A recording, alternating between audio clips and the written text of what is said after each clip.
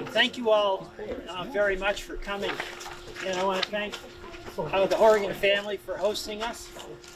One of their farms, this beautiful day, this beautiful farm. Nancy Evans, our Secretary of Agriculture, is here, and all these hard-working farmers here. It's great. It's really wonderful to be here. We're here, and I want to acknowledge Thomas Renner from my colleague, Congresswoman Becca Ballot, is here. Thank you so much. You know, dairy is profoundly important to Vermont.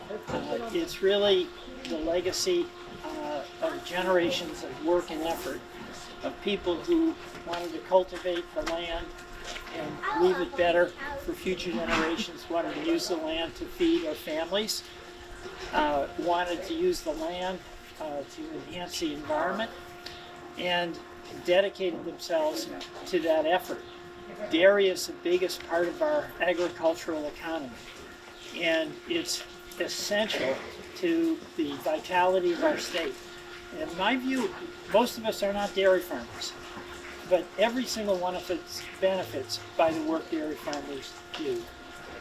Preserving the land, working the land, and feeding our families. And with all the pressures on dairy, with the high cost of the inputs that go into milking cows, with the pressures on land, we can't give up on doing every single thing we can to make it possible for our Vermont farm families to succeed and pass on the work they've done from the generation before to the generation after. And one of the big challenges is marketing our milk, because if they produce milk, it's got to be sold. And we are here today to endorse the Dairy Pride Act. The Dairy Pride Act is very simple. It says that if that term milk is going to be used, it has to be used the right way. And milk is from a cow or a mammary gland. It's from the production of what we all understand as milk. It's not a different kind of product, whether it's oat or soy or plant-based. That is great, but it's not milk. And that label is really important because the dairy farmers take great pride in all the effort that they put into making certain that it's high quality, nutritious, and they are entitled to have the label apply to the product that they produce. And I'm working on the Dairy Pride Act to get the Food and Drug Administration to properly label milk, as they do, by the way, in Canada, and as they do in many places in Europe. And this is a bipartisan bill. I have many Republican colleagues who represent areas where dairy is really important. And of course, Senator Sanders and I, and of course Senator Leahy, for a long time was a champion, and now our Congresswoman Ballot. We want to do every single thing we can to make certain that our dairy farmers have a fighting chance to thrive another day. Protecting that label, the milk label, is an essential step in doing that. And today, I'm joined by Harold Horrigan, and I want to thank you for hosting, and he's going to say a few words, and also with Joanna Lidback, who's got her own farm, and we're looking forward to hearing from you as well. So I'm going to turn it over to you, Harold, and thank you very much. You've got to stay close to the stage and hear it, okay? Yep. Thank you, Senator, for joining us here today. And thanks for all our friends and neighbors that are here with us to support this effort. I know everyone's busy on the farm every day, but it's nice to stop a few minutes for an event like this. The Dairy Pride Act, I think it was 7 or 8 years ago that we started this motion, and Congressman Welch at the time introduced it into the House, and it didn't get enough legs, but maybe this year or this time around with some more support in the Senate, we can turn it into a reality. These alternate beverages, as we call them, or juices, making a living off the backs of our dairy industry, and we just would like to level the playing field up in that respect. Senator Welch kind of cruised through the election last fall, and we'd like to congratulate it on that. I don't think there's any doubt that he was ever going to win, but what probably made me the happiest is when he made it onto the Senate Ag Committee. It is a big year for agriculture in Washington with the Farm Bill coming up this year and this Dairy Pride Act. But our work is never done as an industry. There's just a lot of people out there that are battling for the same consumers that we have, and there's a lot of pressure on the WIP program right now, the school lunch program, and it kind of goes on and on. That there's people there that think that something besides dairy should be on those menus, so we need the kind of support that Peter can muster down there, and we need that loud, strong voice. He's new to the Senate, but not new to Washington, D.C. He's 16 years of experience working with other people down there, and I'm sure that will help him out. So on behalf of our family and the industry and DFA, we're glad to have you here, and thank you for what you do and future endeavors. Well, thank you. We got to get the Dairy Pride Act passed. Yes. Right, Anson? Correct. Joanna, thank you. Thank you. Okay. Okay. Thank you, Senator. It's a pleasure to be here with you today and have the opportunity to say a few words about the Dairy Pride Act and how important it is, the message behind it, how important that is to us as dairy farmers. I think, we dairy farmers are an independent lot, and whether we have 3 cows or 30 cows or 3,000 cows under our management, this is one thing that we can all agree on. Milk is milk. Milk is not nut juice. It is not derived from anything else but mammals. And specifically for me and my family, it's our beautiful dairy cows that we work very hard to care for and to provide the best life for. There's so much work and effort that goes into a glass of milk or a bar of cheese or a stick of butter that ends up in your family's refrigerator or on your dinner table. We're doing our best that we can in terms of thinking about, reducing our carbon footprint and utilizing water, reusing and recycling it as best we can, as well as being good community members and providing just this wonderful, nutritious, complete food, right, for our folks in our communities and elsewhere in the country at an affordable price. It's really unmatched, and it's almost offensive sometimes for folks who want to take advantage of milk's good name just to sell a few more products at the grocery store.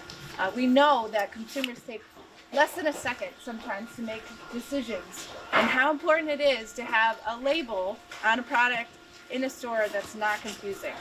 So that's why I'm here, and that's why I'm supporting the Dairy Pride Act, and I'm thankful for it, and thank you. Thanks for being here. Any questions? Thank you. Yeah, Senator does have time for Q&A, so don't be bashful.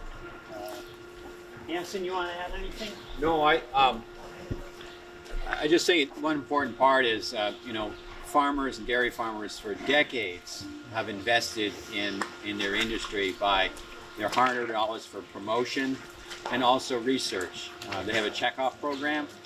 The checkoff program has provided millions of dollars for this industry to help with nutrition, research, promotion, and you've got some people that are coming in and taking advantage of that who have not invested their hard-earned dollars to that. So we're surrounded by a lot of milk, and there's no doubt that milk is here.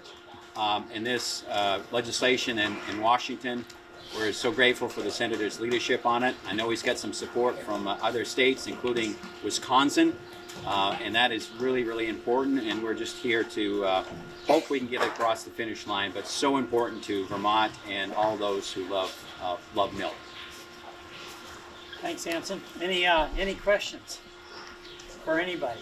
I guess if this were to pass, are you expecting it to really give a big boost to milk sales in the grocery store? Do you think it'll really have a big impact in that way?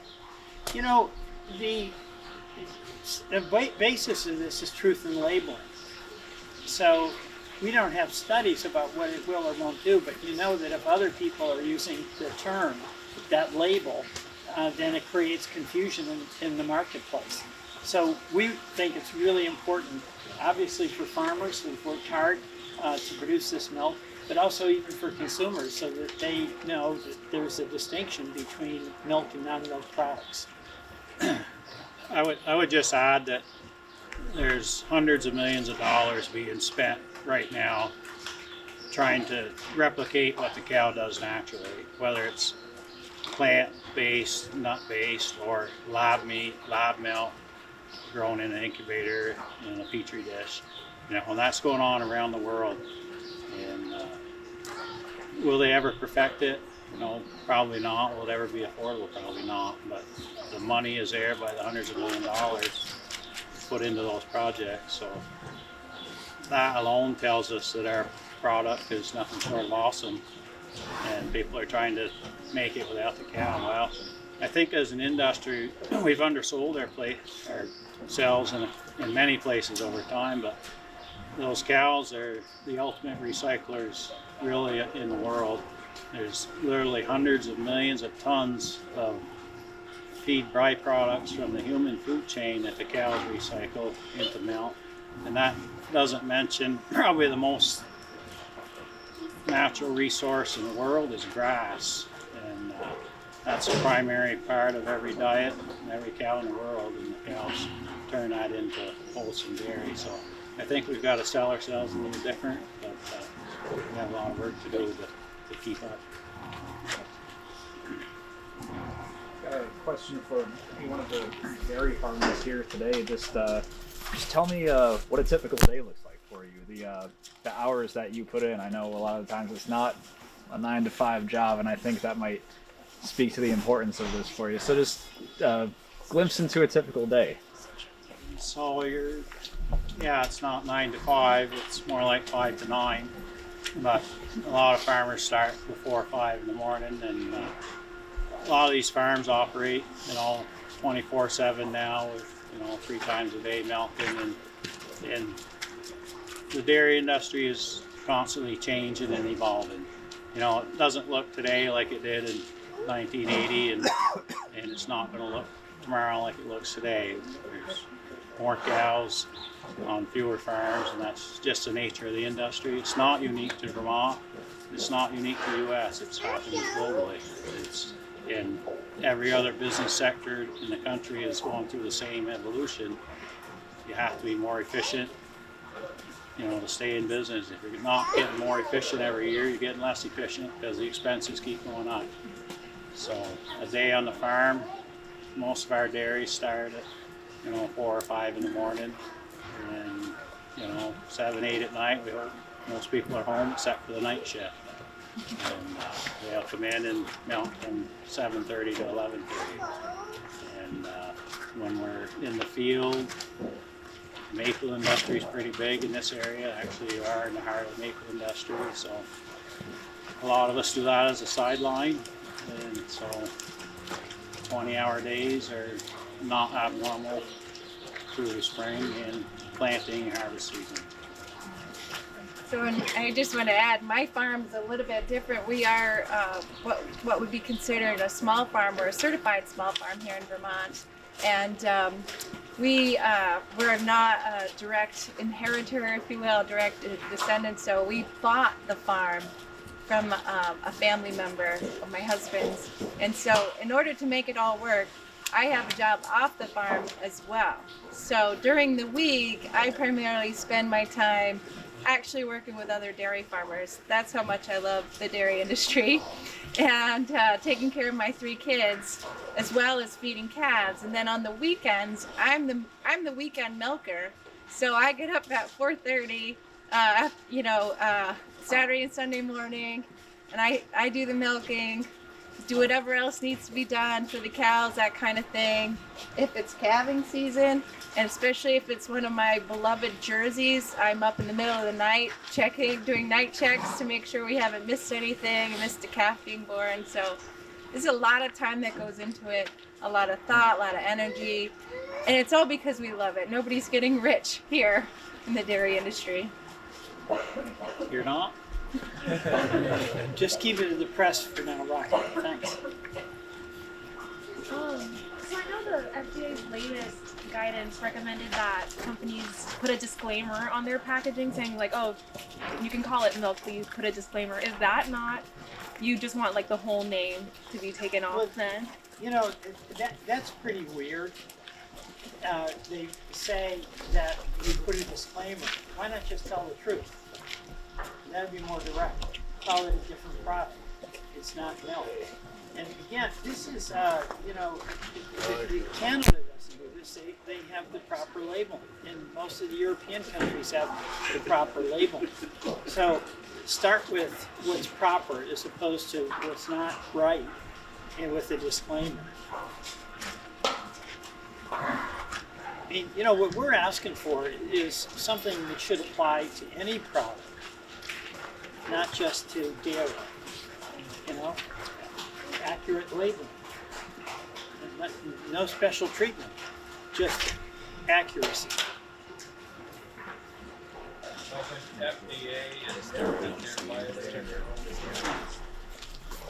It's another dairy farm.